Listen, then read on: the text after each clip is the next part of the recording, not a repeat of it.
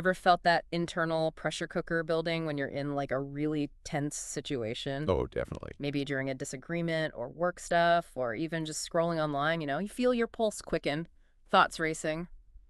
Been there. Absolutely. That feeling of being sort of swept up by the emotions of the moment.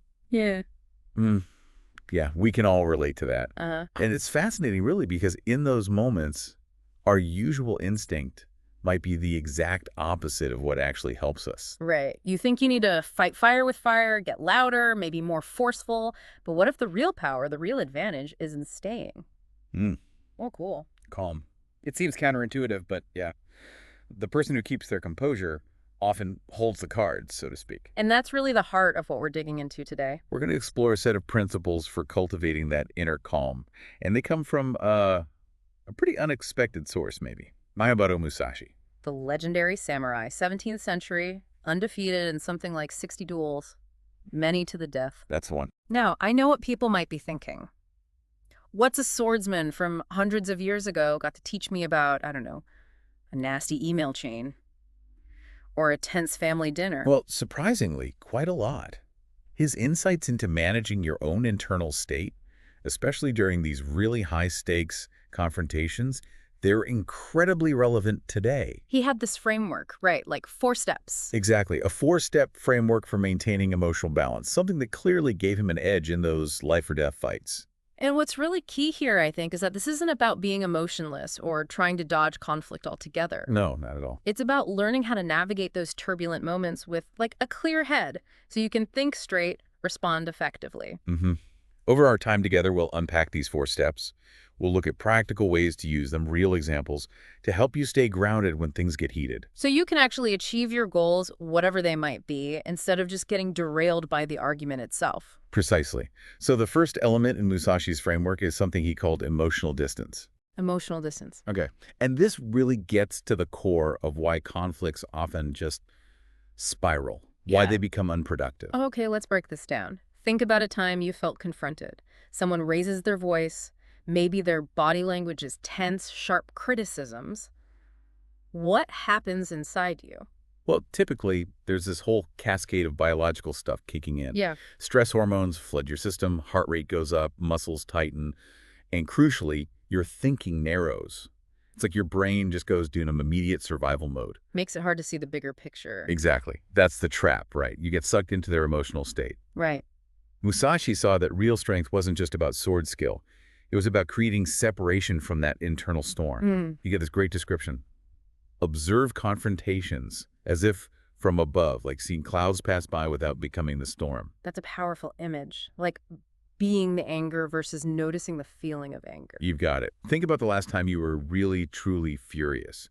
In that moment, did you feel like you were the anger? Yeah, totally consumed by it. Your thoughts, your words, actions, all driven by it. Musashi noticed his opponents often fell into that trap. They became their anger or their fear or their pride. So emotional distance is about creating that little bit of breathing room between the trigger and your response. Yes. So if someone says something critical, instead of that instant defensive flare-up, you notice it. You become aware of the feeling arising. You might literally think, I'm noticing defensiveness coming up. Instead of I am defensive. Exactly. It's subtle, but that act of labeling, of noticing, creates this crucial space. It's like stepping back just enough to observe the feeling instead of being drowned by it. Okay, so how do we actually do that? How do we practice this emotional distance? Well, Musashi himself practiced by deliberately putting himself in tougher and tougher situations while consciously trying to maintain that mental separation. Right. For us, a good starting point is a really simple exercise. Anytime you feel strong emotions coming up during any kind of conflict, even a tiny one, just mentally note it. Say to yourself, I notice I'm feeling whatever it is. I notice I'm feeling frustrated. I notice I'm feeling anxious. Just naming it. Just naming it. It creates that little separation. And with practice, that space gets bigger. And what's really cool is that modern neuroscience actually backs this up. Brain scans show that when we label our emotions, it activates the prefrontal cortex, the thinking part of the brain. A rational part. Right. And it helps calm down the emotional centers, like the amygdala. Therapists use this technique all the time. That's amazing. So just naming the feeling helps the rational brain take back some control from the emotional brain? You mentioned Musashi's duel with Saki Kojiro before. How did emotional distance show up there? Oh, that's a classic example. Hmm. Kojiro was known for his skill, but also apparently had a pretty quick temper. Right. Musashi famously arrived late for the duel, deliberately, To mess with him. probably, to frustrate him, amplify his emotional state. So while Kojiro was likely fuming, becoming his anger, Musashi, arriving late but composed, stayed separate. He could observe more clearly, act more strategically. It definitely played a part in his win. Okay, so step one, create emotional distance. Got it. What's the next principle for staying calm? The second key principle Musashi talked about was foreknowledge. Think of it as anticipatory awareness, strategic foresight. Varnal. Once you've got that space from your immediate emotions, the next step is anticipating what might happen next. Sounds a bit like predicting the future, doesn't it? Not in a mystical way. It's more about really observing human behavior patterns, understanding likely responses. Ah, okay. In the Book of Five Rings, he wrote about knowing your opponent's intentions before they acted. It's not mind reading, it's recognizing how people tend to behave. Like a good chess player, seeing moves ahead. They're not guessing, they're seeing patterns, likely counter moves. Exactly that analogy. Musashi applied that same thinking to people. I mean, think about it when someone feels attacked. How many ways can they really react? Defend, attack back, withdraw. Maybe try to deflect. Pretty much. There are patterns. Musashi was a keen observer of these reactions. And how does knowing this, anticipating it, help keep us calm? Well, our bodies react very differently to sudden, unexpected stress versus stress we kind of see coming. Right. A surprise confrontation triggers a much bigger fight-or-flight jolt. But if you anticipate a challenge, your brain prepares differently. Smaller amounts of stress hormones, maybe, that actually sharpen focus instead of overwhelming you. Like bracing for a wave instead of getting knocked over cold? Makes sense. It really does. How did Musashi use this foreknowledge in his actual duels? Well, before big duels, like the Kojiro one, he'd gather intel. He learned about their fighting styles, their temperaments under pressure. He did his homework. Absolutely. Yeah. And that famous story about him carving a longer wooden sword on the boat ride over to fight Kojiro, Yeah. that shows foreknowledge. He anticipated Kojiro's famous longsword, his no dashi, and proactively sought a reach advantage. That wasn't luck. It was strategy based on anticipating Kojiro's approach. Okay, so how do we use foreknowledge? We're not carving swords before a meeting. No, probably not. But there's a simple practice. Before a potentially difficult conversation, just take like 30 seconds. Ask yourself 3 questions. Okay. 1, what's this person's likely emotional state going in? 2, what do they really want or need from this? And 3, what are the, say, 3 most likely ways they might react to what I need to say? That's really practical, like a quick mental rehearsal. Exactly. Yeah. You're training your brain to see the patterns, anticipate responses. If you know a colleague gets defensive about feedback, You expect it. you expect it. You're not surprised. Or if a family member avoids conflict, you predict they might try to change the subject. Anticipating reduces the surprise factor, which helps you stay calmer and respond more thoughtfully. You mentioned FBI negotiators earlier. Yes, perfect modern example. They spend so much time profiling individuals, past behavior, personality, the current situation, Yeah. all to predict reactions. Right. That foreknowledge lets them stay incredibly calm under immense pressure and choose words that de-escalate, not inflame. Okay, so emotional distance creates space. Anticipatory awareness prepares us. What's pillar number 3? The third crucial element for Musashi was strategic breathing. He really emphasized that conscious control of your breath is fundamental for clarity and focus, especially in combat. Makes total sense. Think about someone panicking or furious. Their breathing gets all rapid and shallow. Exactly. Musashi saw that when fighters got overwhelmed by fear or rage, their breathing was one of the first things to go haywire. Shallow, uncontrolled. He knew mastering your breath was tied directly to mastering your mind. His training even included specific breathing exercises linked with sword movements. So it's not just about oxygen, it's this deep mind-body connection. Absolutely. Yeah. Your breath and your emotional state are in this constant feedback loop. Calm means slow, deep breaths. Stressed means fast, shallow ones. Right. But, and this is the empowering part that works both ways, you can consciously change your breathing to influence your emotional state. How does that work exactly? It directly affects your nervous system. Fast, shallow breathing triggers the sympathetic nervous system that's fight or flight, puts you on high alert. Got it. Slow, deep breathing activates the parasympathetic nervous system, rest and digest. That promotes relaxation, calm. So one type of breathing fuels agitation. The other actively cultivates calm. So what was Musashi's go-to technique for this strategic calm? He recommended a very deliberate, controlled pattern, especially before and during critical moments. A core technique was a slow inhale through the nose. Maybe count to 4. Okay. A brief pause. Oh. Then a slow exhale through the mouth, maybe for a count of 6. Longer exhale than inhale. In for 4, hold out for 6. Sounds simple. It is simple, but incredibly grounding in chaos, and you can use that exact technique today. Tension rising in a meeting, heated discussion, even just before delivering bad news. Try the 4-6 breath. Exactly. Inhale through the nose, 4 seconds. Swallow Hold slow. briefly. Exhale slowly through the mouth, 6 seconds. Even just 1 or 2 rounds can make a noticeable difference. Shift you towards calm. Like hitting a reset button for your nervous system right in the middle of things. Okay, quick recap.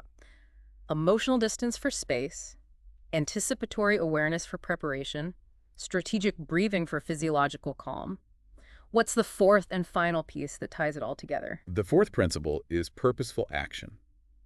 Musashi constantly stressed that having a clear, unwavering purpose is way more powerful than being driven by shifting emotions. His opponents might be fueled by anger, or fear, or revenge, but Musashi approached conflict with a specific goal in mind. That makes sense. If you're just reacting emotionally, you're kind of being pushed around by the situation, aren't you? Totally. But having a clear purpose gives you direction, focus. Right. It's all through the Book of Five Rings. He even says a warrior shouldn't intend to strike first, but should stay centered on their ultimate goal. For him, every move in a duel served a bigger purpose than just winning that one exchange. So how does having that purpose change how a confrontation actually plays out? Well, if someone challenges you and you just react emotionally, you're playing their game, reacting to their agenda. Right. But if you stay anchored to your larger purpose, you keep control. You can steer the interaction towards your desired outcome. I can see that. Think about those arguments that just go completely off the rails. Yeah. They start about one thing, then suddenly it's about everything wrong you've ever done, personal attacks. The goal just becomes to hurt the other person. Exactly. That happens because both people lose sight of any original purpose beyond, like, defending their ego or scoring points. So how do we keep that purposeful focus when things get hot? A really powerful technique, inspired by Musashi, is to define your main objective. Like one clear sentence. Before you go into a potentially tricky situation, Okay. ask yourself, what's the most important outcome I want here? Keep that purpose front and center. Then, when emotions flare up, silently repeat that purpose to yourself. It's like a mental anchor. An internal compass keeping you pointed right even when the waves are crashing. That's a great way to put it. Then your words, your actions, they start aligning with that purpose instead of just being knee-jerk reactions to the emotion of the moment. It's important to say, though, this isn't about ignoring emotions. Absolutely not. It's not suppression. Yeah. It's more like your emotions become tools that serve your purpose rather than your purpose getting hijacked by your emotions. That's a key distinction. Yeah. Okay, so let's pull it all together. Emotional distance gives you space. Anticipatory awareness gives you foresight. Right. Strategic breathing keeps you physically calm. Yeah. And purposeful action directs that calm towards what you actually want to achieve. It's a really neat integrated system. It really is. And what's amazing is how these practical steps echo deeper philosophical ideas. You know, emotional distance is like Buddhist non-attachment. Anticipatory awareness pushes us beyond just the present moment. Strategic breathing lets us feel and regulate those temporary emotional states. And purposeful action. It feels a bit like that Taoist idea of Wu Wei, effortless action guided by clear intent. It's just incredible how relevant these ancient ideas still feel, especially now with the constant potential for conflict everywhere. Social media, politics, just navigating daily life and relationships. Absolutely. We probably face more potential triggers in a day than Musashi did in weeks. Yeah. And the irony is, right when we need these emotional regulation skills the most. We just react. Fire off the angry email, jump into the pointless online fight. Yeah, it's like we've lost that pause button, that space between stimulus and response where we can choose to be thoughtful. And that's where the power of calm really shows up. The person who can stay composed in those situations, they gain this huge advantage, not just in winning, but in clarity, in strategic thinking that others caught in the emotional spin cycle just can't access. It's like they're operating at a different level.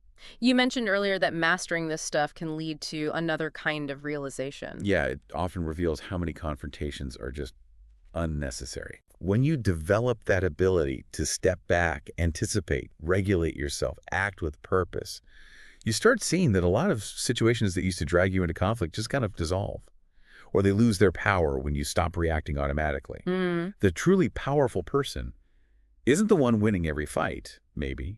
It's the one with the wisdom to know which fights are even worth engaging in. that's a really powerful thought. So maybe a final thought for everyone listening.